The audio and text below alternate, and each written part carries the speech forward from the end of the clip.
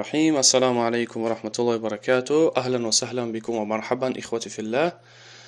خوش آمدید برادران خوار عزیز به درس نوبتی ما، به درس 15 از سلسله لغت عربی از کتاب مدینه. در درس گذشته بعضی مشق‌های گذاشتیم، به مشق پنجم رسیده بودیم. در مشق پنج میگه کون جملا مفیدة بملء الفراغ فيما يلي. خب میگه جمله سازی های فایده آور ساخته خالیگی های زیرین را پر کن. ملء گفته پر کردن، الفراغ خالیگی ها، مفیده فایده آور، یعنی جمله های فایده آور ما باید چیکار کنیم؟ بیاریم و خالیگی ها را پر کنیم. خود لفظ مفید یعنی از برای فایده میگم که در لغت عربی یکی از کتاب های بگیم اساس ترین در لغت عربی این کتاب الاجرومیه میگنش، ان شاء الله در اونجا میگیریم. همین کلام سخن عربی را تفسیر میکنه به 4 چیز، یعنی 4 عنصر داره، 4 اساس داره که بعد سخن عربی سخن گفته میشه. ان یکون لفظا مرکبا مفیدا بالوضع. سخن عربی از 4 چیز عبارت است. یکمش باید میگه لفظ باشه، یعنی از حرف های عربی کلمه عبارت باشه. دیگه‌ش این که مرکب باشه، مرکب گفته این مرکب از 2 کلمه نه کمتر.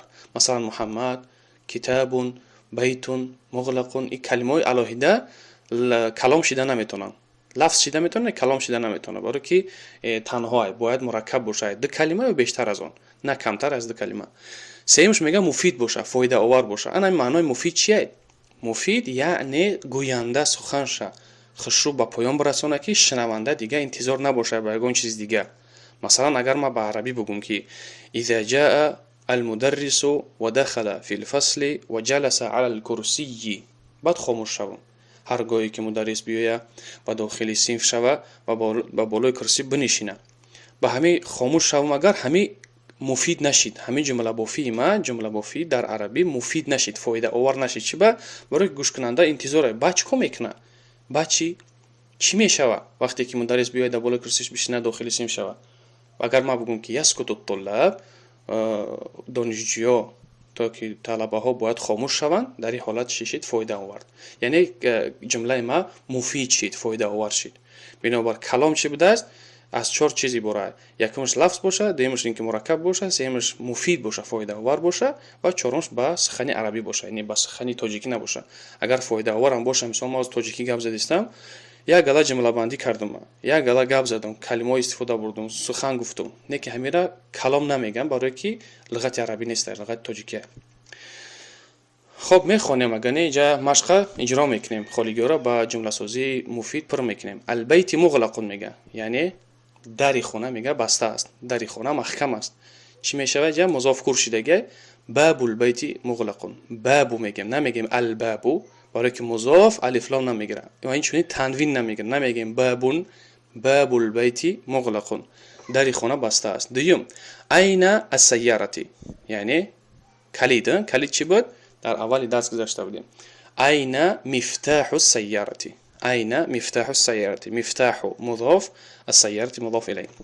سيم میگه محمد صلی الله علیه و سلم رسول، خی لفظ جلاله جمعسته، الله مضاف إليه کرشتگی، رسول مضاف، الله مضاف إليه، رسول الله، رسول الله. چهارم الطبيب بعید، یعنی خانه طبیب دور است. بیت الطبیب، بیت الطبیب بعید. اگر علاهیده خونیم بیت الطبیب، جمله بافیه بخونیم تیز، بیت الطبیب بعید، بیت الطبیب بعید. پنجم القرآن کتاب الله، لفظ جلاله، کتاب مضاف، الله مضاف الیه. ششم خدیجة حامد، یعنی دختر حامد، خدیجة بنت حامد، بنت مضاف، حامد مضاف الیه. انا میگه المدرسی، یعنی من پسری مدرس هستم. چه میگیم؟ انا ابن المدرسی، انا ابن المدرسی. اگر تیز که بخونیم انا ابن المدرسی، انا ابن المدرسی، چون که همزه وصل نوشته میشه و خوانده نمیشه. در کدام حالت؟ وقتی که در مابین جایگیر شود، در مابین جمله. اگر در اول جمله باشه ابن میخونیم، در مابین جمله یعنی همزه وصل نمیخونیم، در حرف ب میزنیم. انا ابن المدرسی، من پسری معلم هستم. خب هشتم الطالبی مکسور، قلم دانشجو شکسته است. قلم الطالبی، القلم نمیگیم، القلم خطا، چون که جا مضافه، مضاف الف لام نمیگیره. قلم الطالبی مکسور. احسن. نهم бабу мега мафтухун, дари дукон кушода аст. Масалан бабу дуккани мафтухун, бабу дуккани мафтухун. الدكان نه به الف لام. باب الدكان مفتوح، دری دکان گشوده است. دهم خرج المدرس من المدير. خب معلم از اتاق مدیر برآمد. خرج المدرس من غرفة المدير. غرفه مضاف که است به الف لام. من حرف جر، غرفة اسم مجرور، غرفة مضاف، المدير مضاف الیه. خرج المدرس من غرفة المدير. خرج المدرس من غرفة المدير. معلم از اتاق مدیر برآمد. احسن. ششم صحح ترکیبات التاليه. حاضر میگه که اصلاح کن، میگه جمله های زیرین رو، ترکیب های نادرست ما باید اصلاح کنیم. میگه 6 جمله بندی های، یعنی ایده کلمه عبارت های خطا کردگی، قصدن خطا کردگی ما باید اصلاحش کنیم. یعنی از قاعده های مضاف و مضاف الیه ما الکی میدونیم که چی خصوصیت داره مضاف و چی خصوصیت داره مضاف الیه، بنابر اصلاح میکنیم. میگه القلم الطالبی. القلم الطالبی خطا در کجای؟ در الف لام، در گذاشتن الف لام، چون که مضاف الف لام قبول نمیکنه. در اینجا اصلاح میکنه، می نویسیم قلم الطالبی، قلمی دانشجو، قلم الطالبی. باب السیاره نزدگی. ببینید خطاگی در چیه؟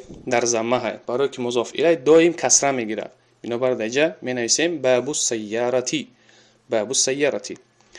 خب اینجا سه میگه بنت حامدون، بازم مضاف الیه خطا شدگی، تنوین گذاشته، تنوین ضمتین. یکی ما میدونیم که حامد چی میگیره؟ تنوینی کسرتین میگیره، برای که مضاف الیه های. بنت حامدین میگیم، بنت حامدین تنوینی د کسره میگیره. الرسول الله، الرسول الله خطا در کجای؟ در مضاف، یعنی الف لام چی گذاشت؟